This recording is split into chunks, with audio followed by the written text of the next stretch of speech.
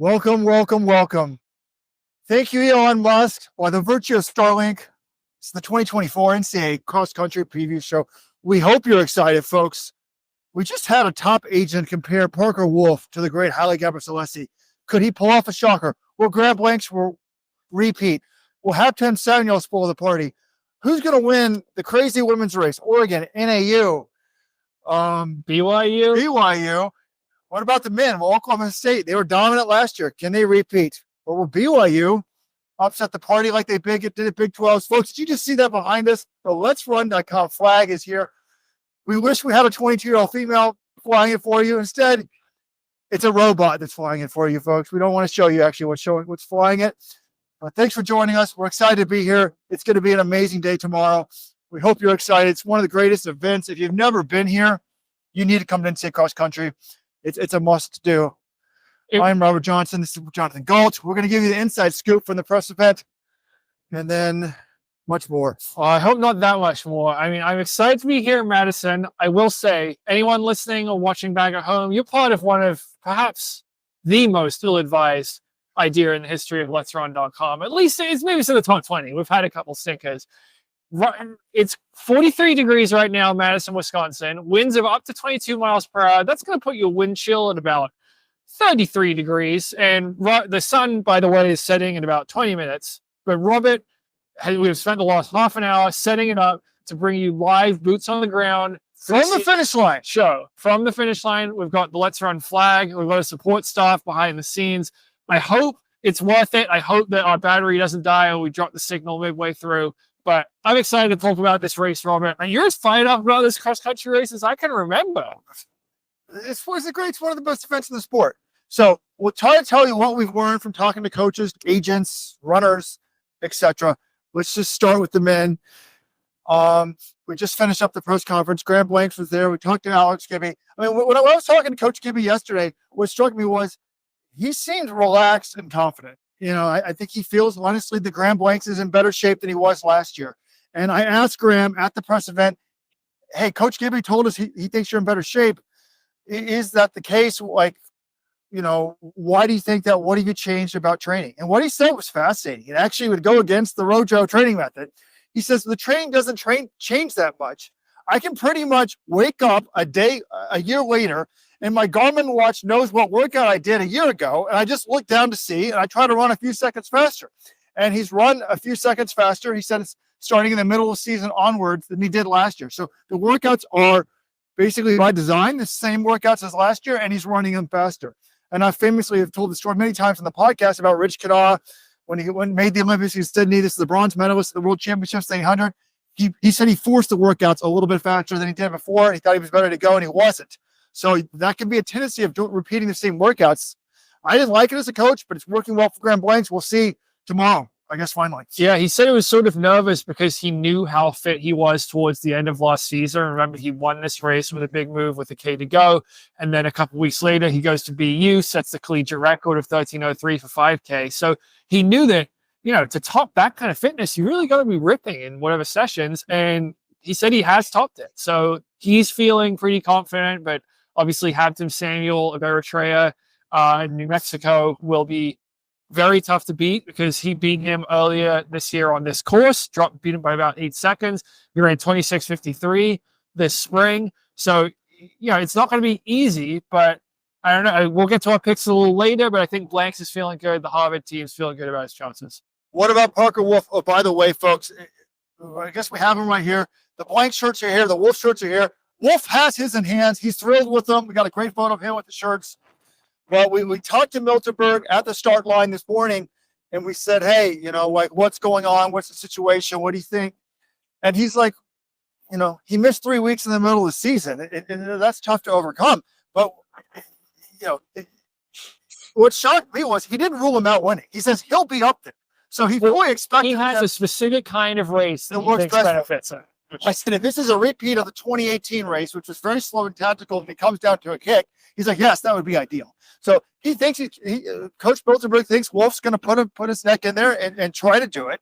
And what was interesting, though, if you're a younger runner, is both Milt and Wolfe feel like he's learned a lot from this experience. Like he was almost ready to shut down the season. His dad's a physical therapist. They flew him home, and it's something about your cubic bone, and they pushed you back into place. Bill said it's like 1 in a 10,000 chance that it would work. It worked. Everything's good to go. Well, because his dad is like a foot surgeon podiatrist. He's kind of an expert in this area. So I was talking to him earlier this season. Like Milt wanted to shut his season down initially. It's like, it's not worth it. You know, Milt takes a very long view with all of his athletes. And then he's like, nah, go back to Denver, get it checked out, see what's happening. He went out there to Colorado, and the surgery apparently worked. He's back running. Perhaps not at the tip-top form he was earlier this year when he won the Nutty Comb Invitational here, but he's going to give it a go. That's what we asked for from our best athletes. I'm excited. The thing I view it is he's got no pressure. Cross-country hasn't been his thing. He was like, what, 7th at ACCs or third? Third.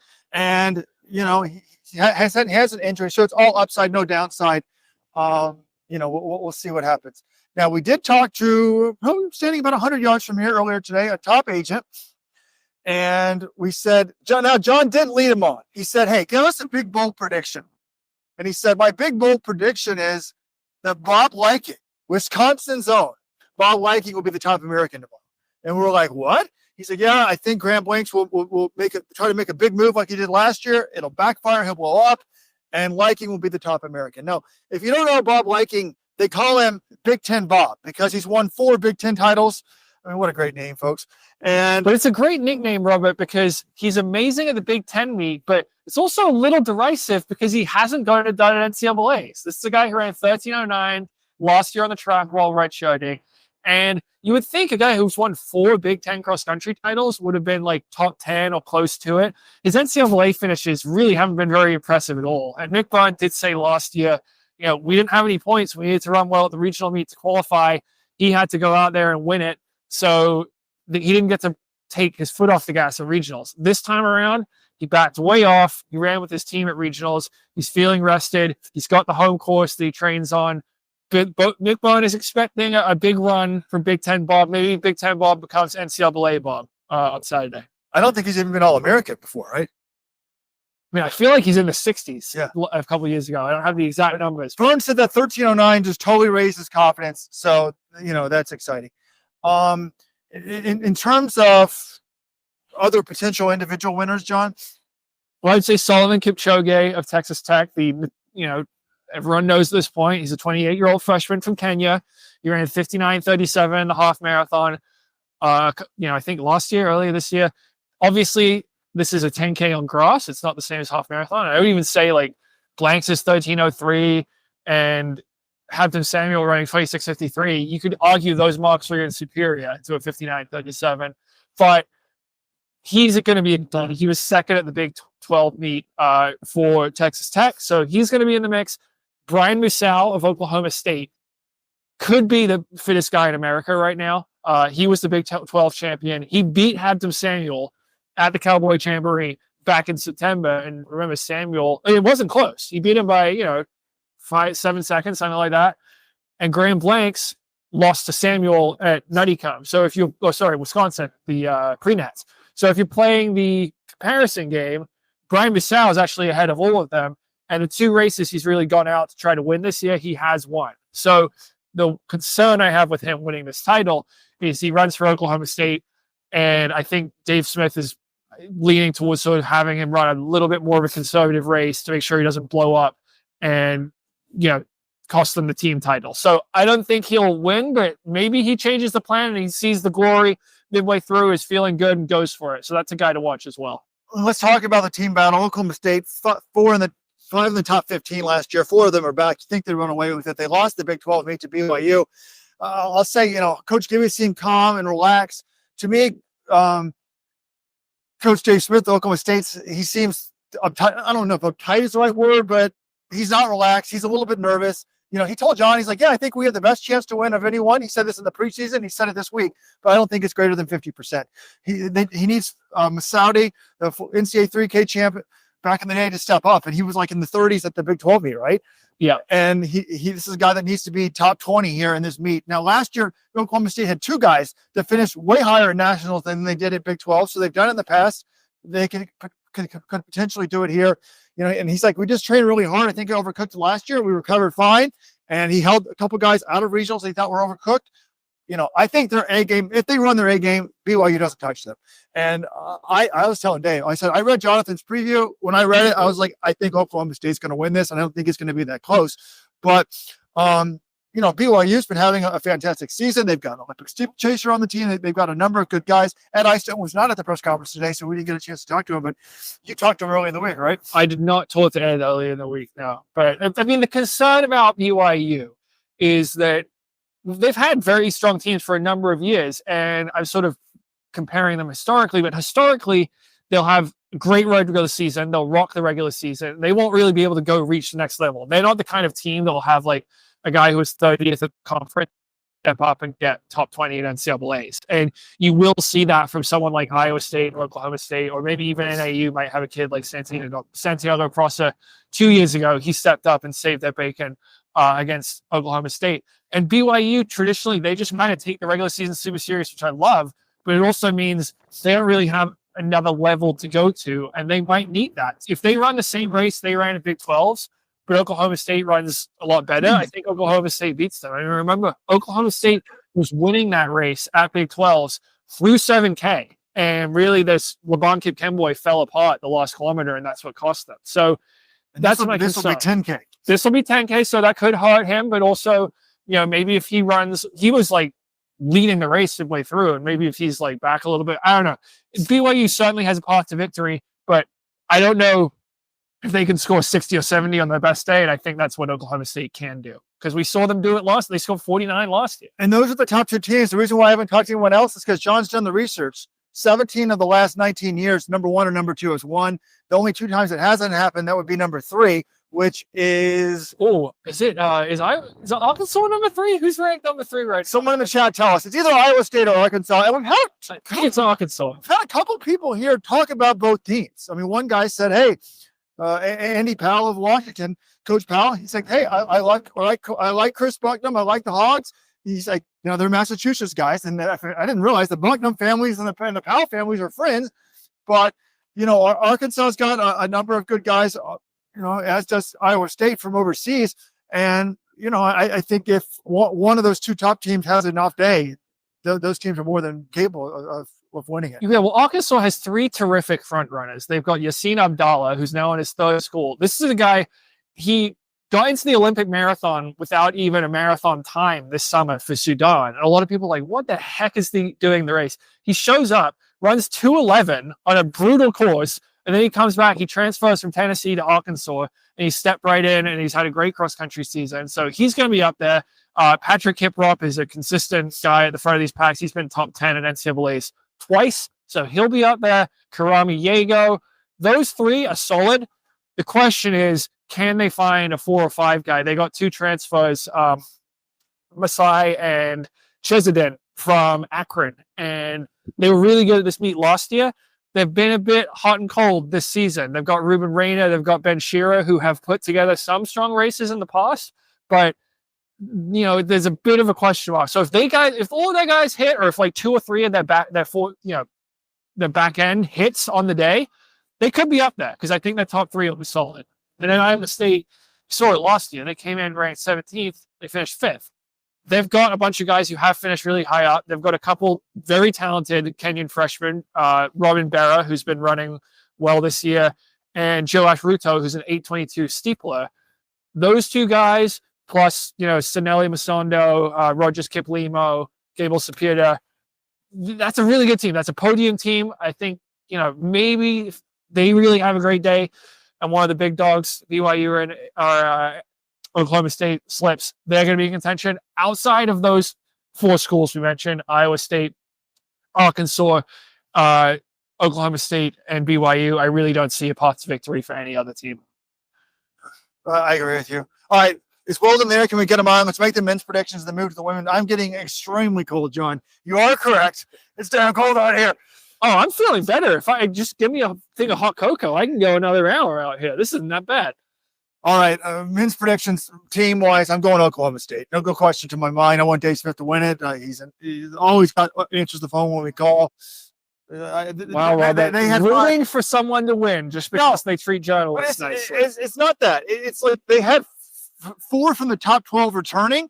And look, the guy that had an off day, one of the guys that had an off day at Big 12s is the NCAA individual 3K champion. Like they've got a lot of room for error here. So I just think they're going to have the low sticks, the guaranteed low sticks, which helps. And they're my pick. Well, then, do you have any questions? How do you see this race? I don't have any questions. I mean, I struggle with how BYU beats them, but they already beat them once this year, right? Like, that's the beauty of NCAAs, right? You really have to run your best race. And a lot of times it goes wrong for the entire team for whatever reason. And there's like zero room for error. So I'm looking here, should pull up the poll results. 55% of Let's Run Nation, 56 almost, predicts Oklahoma State, 38% BYU, and then we're 5% Arkansas. And I guess the NAU era is over. 0.4%. You guys should have a separate podcast honoring Mike Smith. If NAU wins it, it would be Mike Smith's greatest coaching accomplishment of his career. This team has no business. By the way, if you haven't entered the prediction contest, do so now. And the one other thing I would say about Dave Smith is he was a little concerned after Big 12s that he may have screwed up something with the team because, it wasn't just one guy having a rough day. And the thing that he changed, what's different since then, he actually pulled the red shirt off of Adisu Guadier, who is a 28-10, 10,000 meter runner. Made the NCAA meet in the 10,000 last year, as Robert shows off our banner behind us. And Dave was hoping to keep the red shirt on him. He had half the glory mapped out over the next couple of years. And the kids on the team came to him and said, hey, he's in really good shape. We don't want to take any chances winning this meet. We need this guy. So he's like, yeah, you're right. He ran the regional meet. I assume he will run tomorrow's race as well. So that actually does give them a bit of margin for error. If things go wrong, they've got a 28-10 guy they just put in off the bench. Wait, John, the only meet he's run this year is regionals? Yes. See, come on. Right. Doesn't gotta be called in. I'm putting up, here's the results of the poll. Those of you listening home. If you're watching live, I mean, Robert, John, you guys sound like you're in a wind tunnel. We'll see what the software can do, but it's amazing how much background noise and stuff it can edit out. You want this as a podcast? Join the supporters club. Let'sRun.com/subscribe. You get the second podcast every week as a podcast. I mean, in your feed, whatever. These live shows as a podcast. It's great. So here it is. Grand Blanks. 41% are picking him. 32% after the panel. 5 is Hamilton. Then Parker Wolfe. Then Kipchoge. Dennis and Kajedic. I mean, we're down under 5%. Men's team title, as I just said, 56% Oklahoma State, 38% BYU, 5% Arkansas. So, I mean, it's pretty clear there. I mean, the team title, it's not shocking that there's 2, but I think on the individual title, I mean, let me kick it back out to Robert and them. You guys are not able to, you're muted. Are you guys sort of surprised? You really see it as a 2-person race. What percent do they have? We didn't hear that. 41% for Blanks, 32% for Samuel, and then 10% for Brian Masau, 4% for Wolf. I mean, Solomon Kipchoge is getting 3%. 1 out of 33 people are voting for him. Yeah, I mean, at the start of the season, I asked some coaches, I'm like, "Ooh, Graham Blanks versus Parker Wolfe. Let's make this a thing. It's going to be exciting. 2 of America's best distance talents." They're like, and Chris Miltenberg and Alex Gibby, that coaches, were both like, "It's never a 2-person race in NCAAs. It never pans out that way." I mean, sometimes it is. We did see Galen Rupp against San Flanga back in the day, but it's not always the 2 people you expect. Like, look at 2016. Everyone thought, "Oh, Edward Cheserek, he's going for the 4-peat. He's going to win." Absolutely. Turns out it was a 2-person race between Pat Tiernan and Justin Knight. So going into this one, like, it could well be Graham Blanks and Habtom Samuel, the last 2 guys standing. But what I think is going to be very similar to what we saw last year. You're going to have a pack of about a dozen guys. You can see a bunch of them making moves, running fartlek style, trying to test things out, try to break people up. And it's just going to be who's strong enough and who can hold on the best. And I think Samuel's going to try to break it over in the middle. I in terms of those odds, I think Wolf's odds are way too high. He's never been historically great. He's been like a top 10 guy, top 10-ish type guy at this meet. He's coming off an injury. I'd be shocked if he won it. But again, he has no pressure. So I think that would be cool. But yeah, I think there is probably low in some of those other people, like in terms of percentages.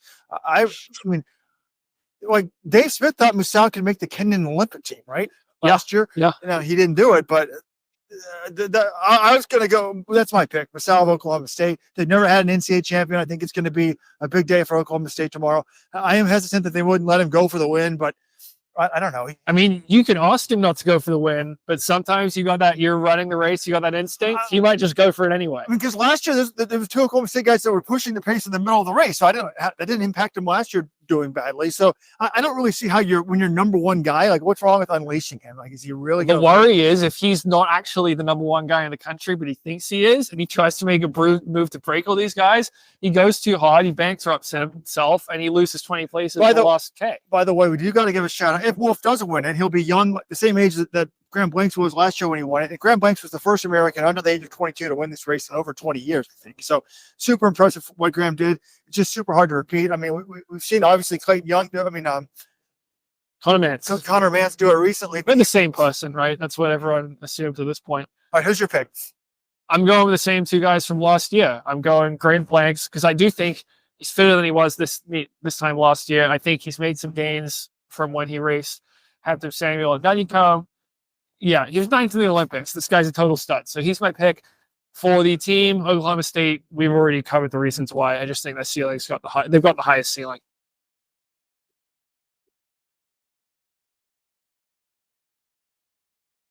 We all know Harvard guys are soft in cold weather, but I think Kenyans might be softer, man. I got to do it. I got to pick Graham Blanks. And team title, Oklahoma State. All right, let's turn to the women. It is getting dark there. You guys are looking cool. I'm good, man. I'm fine. I'm so surprised by these poll results. Well, I'll just let you guys speak, and then I'll throw these results out there. Okay, for the women's, John put me in charge of the women's team analysis and the women's preview, basically. And I thought when I wrote the women's article that doing the research, there's 3 teams that are Oregon, BYU, and NAU. I thought it would be clear who was the favorite after doing the research, and it was not clear to me at all. Like, you've got Oregon, they've got like a 3:59, 1,500 meter woman as they're like their 4th or 5th runner. They've got the incredible track times, but they've only have 2 women who have ever finished in the top 100 of this meet. They don't have a lot of experience here. Their number 1 runner didn't even make this meet last year for South Carolina. So that makes me nervous. BYU is almost a carbon copy of them. Like, they've got some track success, but only 2 women have been in the top 100. You know, that would make me nervous if I was her. NAU, on the other hand, they started the season number 1, hadn't been running great, but they didn't have everybody running their season. They've got Elise Stearns back, and you know they've got a lot of experience. 4 women in the top 100. And concerned though, because Mike Smith did say Allison Churchill, the Florida State transfer who ran 15-17 last year, she's not going to be running the meet for them tomorrow. So that's one of the studs they were counting on.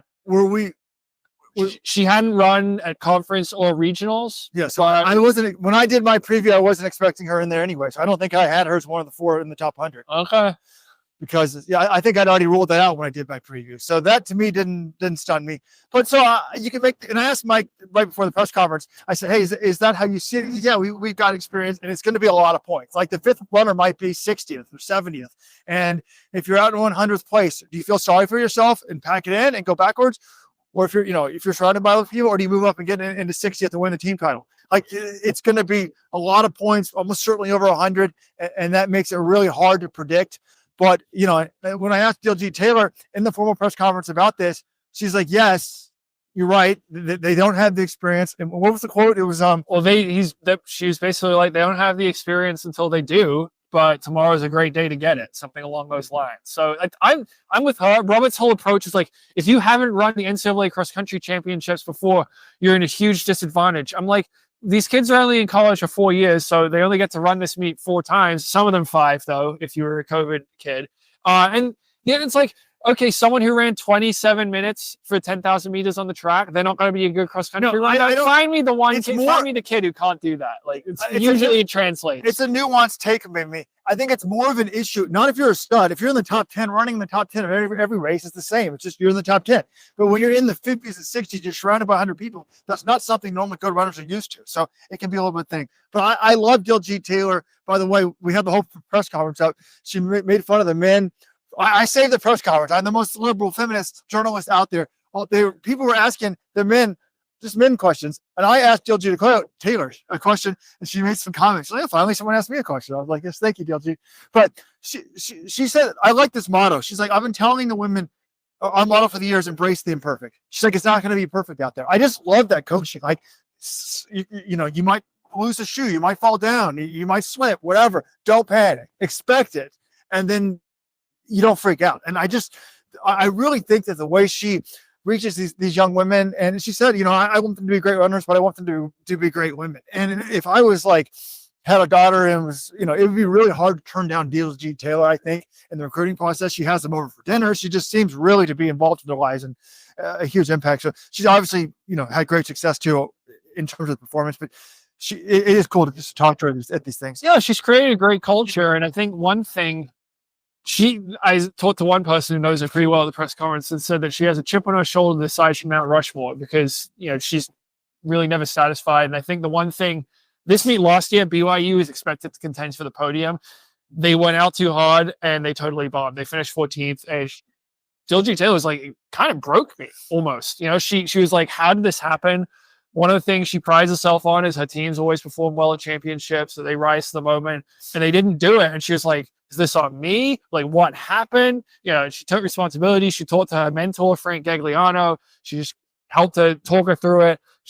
I feel like it took her a little while to get over that, but now she's sort of grown and accepted, like, look, sometimes it might not be perfect, but yeah, I think she's probably mentally prepared to deal with it if it goes badly tomorrow, but I think she's also like approaching the season a bit differently. So there is some redemption on the line for BYU and Diljeet Taylor after the disaster of 2023. All right. Individually, I said there's 3 women that can win, all from Kenya.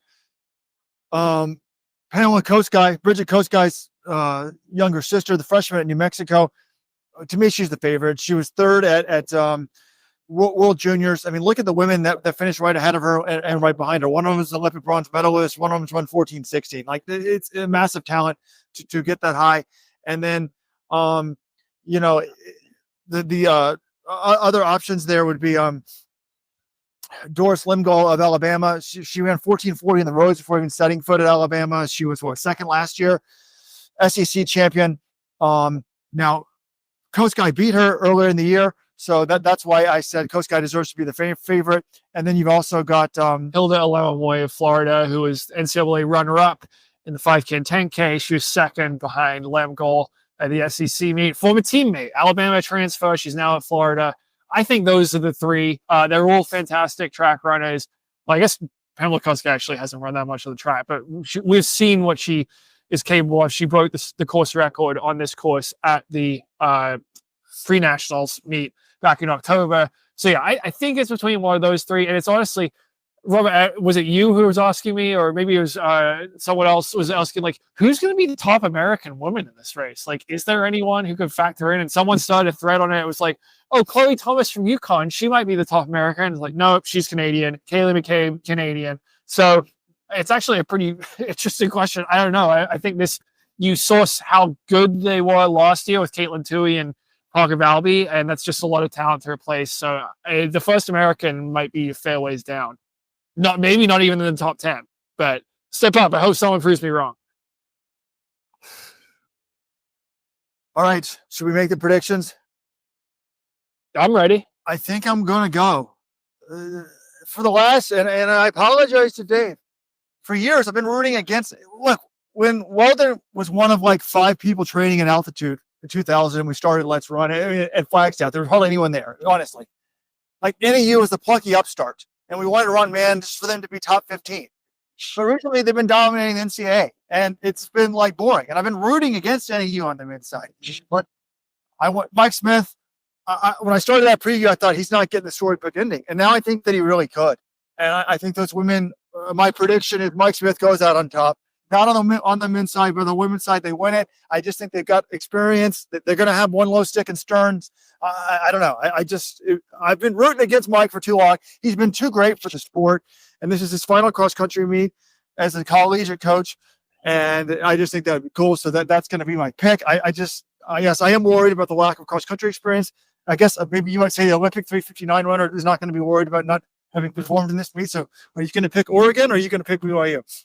I am going to pick Oregon. I think they're the most talented team. And if I go down, it's like they don't get it done. Okay. But I think they can have 2 in the top 10. I really don't see that from either BYU or NAU. And I think that's an enormous advantage. It's basically, if you can do that, you're really only scoring 3 runners. And, they've got enough talent. Like if you're relying on a 359 woman, it's like you're 4 or 5, you're in a pretty good spot. So I think between Shalane Eildiz, we learned that's how you pronounce her name. The top runner from Oregon, the Big Ten champion from Turkey, you pronounce that name Shalane. She's coached by Shalane Flanagan. So also how crazy it would be, Shalane Flanagan, Olympic medalist on the track, a New York City Marathon champion. Then she steps in like year 3 in the NCAA. She coaches the team to the women's title. That's pretty impressive stuff if she could do that. So I like Oregon's talent, and I like BYU more than NAU, of the other group. But the problem is BYU,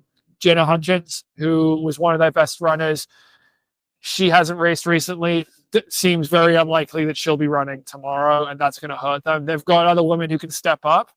But, if the winning score, like Oregon, I could see them scoring closer to 100. The other 2 teams would probably be up in the 120s, 130s, 140s on a good day, which could be enough to win. But yeah, I'm going Oregon and I'm going Pamela Kosgei. All right, guys, I'm putting up the results here from the prediction contest. You can still enter today. I was sort of shocked. 61% of people are going BYU. Does that seem high to you guys? I mean, maybe it's a question also, if it's coming down to the 5th runner, who's got a better 6? Who's got more room for error there, essentially? Like, if you have a backup at 5, 6, and 7, that could help. And also, apologies, I just went on Instagram, but I see Lars Laros is joined. You know whose brother that is? Everybody. Niels Laros' brother is on the podcast or on the show. Welcome to him. Isn't Lars at Wingate? Is he still there? Like, don't they have D2 Nationals tomorrow and he's listening to the show? Right. Is he running or is he an alum? Well, that's what I'm confused. I don't see him at the regional result, but I see him 3rd place of the conference. Anyway, we love you and the family and your brother. I wonder if I assume he'd have listened to the podcast too in the car. In case you guys don't know, they used to drive around Europe, parents making them listen to the Let's Run.com Track Talk podcast. So BYU is getting 61% for those listening on the podcast. Northern Arizona, 20%. Oregon, only 16%. Maybe I'm just biased or something. I just think like Oregon has to have a better chance. They're very strong. Am I giving Shalane Flanagan the benefit of the doubt? Yes.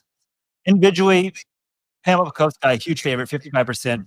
Then Doris Lemkel, 21%. Hilda Olagoye, 8%. Celia McCabe, 5%. So I agree with that. I mean, Kosgei's definitely the favorite. There's like very little question mark there. I don't know how you pick against her.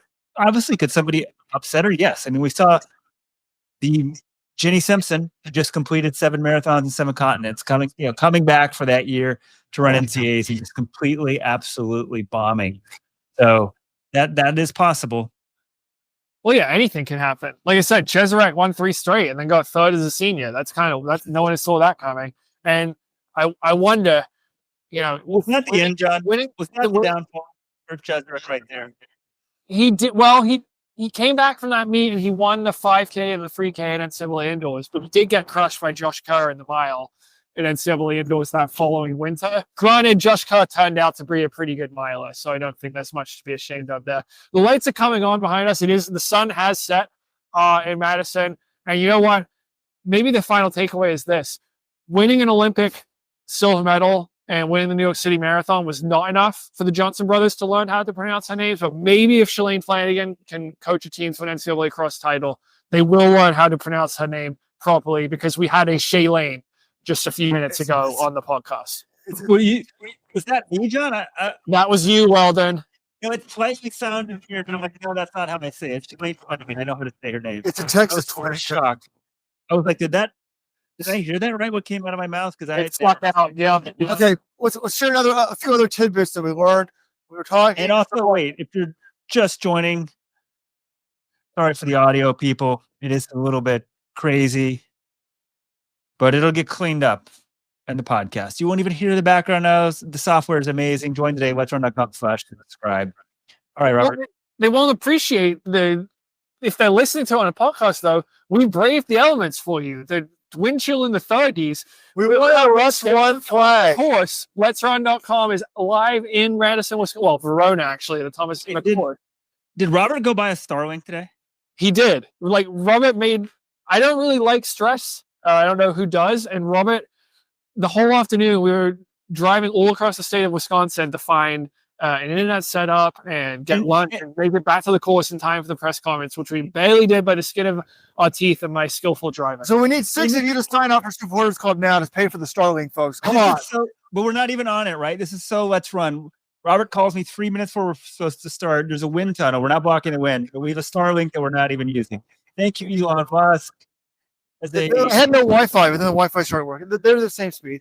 I want to save my money because, anyways. But a few other tidbits. So we did talk to someone, and I said, a lot of debates. Who's a better pro prospect? Parker Wolfe, Graham Lakes, or even Nico Young, who now is pro. And Wolf's kick is hard to going bet against. So it's like, Can you turn sideways or something? The wind's just killer all of a sudden. He reminds me of. Sounds like he reminds me of Haile Gebrselassie. His body type. I was like, well, that's a good comp. So that was interesting. Well, you knew Robert would buy into that because Robert is obsessed with body types and all of that sort of stuff. Because I had another coach last in the spring tell me, "Oh, Parker, like the average American is he's like he's too short." I'm like, "Well, most of the Africans are short." He's like, "No, the average American runner has got a tall fulcrum, like a tall legs, is what he said." But one other thing that was interesting, folks. Now, if you live and work in Beaverton, you might want to be sitting down, folks. This is going to be hard. If you work for the Swoosh, you don't want to hear this. But, folks, we've spotted Galen Rupp wearing Adidas gear just all over, folks. Galen Rupp, yes, is dressed in Adidas, folks. He's the volunteer assistant at NAU, and he's got his Nike shoes on, I think. But he was wearing, the NAU official team gear, sweatshirt. It was the NAU. Adidas. Was it? I didn't see that. Yeah, we saw it. Okay. I saw an NAU hat. That's really all I saw. But it was funny. It was like he's walking around. He's got like 2 backpacks over his shoulder, schlepping around the team gear. This is like one of America's finest distance runners, just happily showing up to the NCAA meet to help carry bags for stuff. But I mean, Jay Simpson used to do that for Colorado too. So it's crazy. Has he moved the family to Flagstaff? Or is he but his wife, by the way, is a saint. They have 4 kids. She's apparently let him go to Flagstaff and train. He's training himself, trying to get back in shape and healthy, coach the team, volunteer. And so, to me, I don't think he would be doing this unless he's serious about getting in the coaching game. And if you told me 10 years ago that Galen Rupp will end up being a college coach, I probably would have laughed at you. But no, I'm not laughing anymore. He's amazing on the broadcast, which no one would have thought. He used to be very shy, not talk to the media, was sort of antagonistic towards the media. He's very good. He seems much more personal than people gave him credit for. And Mike's like, yeah, he's not, once he's comfortable with the kids, he's not afraid to get down there and tell them how to do the drills or whatever and give them advice. So I credit to him. I think it's cool. I am still amazed at his wife. Mike's like, yeah, he flew home like 2 weekends to see the kids. So the wife deserves a, crazy props for letting Galen do that, but that's cool. I mean, I agree with Robert. Galen's transformation as an announcer in the New York City Marathon is amazing. Just coming out of the show, I guess he came of age as a kid, and then maybe it just made sense. He was suspect of the media. I mean, people say, "Oh, Let's Run, blah blah blah, sexist, racist, blah blah blah." Galen Rupp, I hate that because people can be mean to anyone. Galen Rupp got the brunt of it on Let's Run. If anyone else does, few people probably deserve apologies in Let's Run. He's one of them. So it's good to see this. And at first, Robert had me worried. Well, guys, in Northern Arizona, sponsored by Adidas, so he has to wear that stuff. That makes sense. He's obviously still with Nike. All right. Last bit, unrelated NCAAs. We talked to Stephen Haas, the coach and agent. He said Weini Kelati is going to try to run the Houston half and just obliterate the American record. Really wants to put it down there. So that could be exciting things to look forward to. Folks, NCAA cross country is great, but we're almost with track season. We're still in that Valencia Marathon next weekend. It's a great time to be a running fan because we're going to have the December BU meet. People are already talking about that. Who we're talking to said, why are you okay, yeah, cool stuff's happening. This is NCAA cross country weekend, people. I don't know. I'm just saying. It's one of the best days of the year. 9:20 a.m. Central Time is the start of the women's race. So get here. Mick Byrne said they've sold 5,000 tickets. I think it's sold out for the meet, but he also said their Wisconsin fans have creative ways of bypassing security and getting on the course. He's thinking there'll be 8,000 or 9,000 people finding a way onto the course here tomorrow. And yeah, if it's anything like it was last time in 2018 when they hosted this meet, the atmosphere is going to be amazing. We've got 2 LetsRun.com flags. Still looking for flag bearers if you're interested in carrying them around. We'll have blank shirts and wolf shirts on the course. It's going to be such a great day. I can't wait for it all to unfold.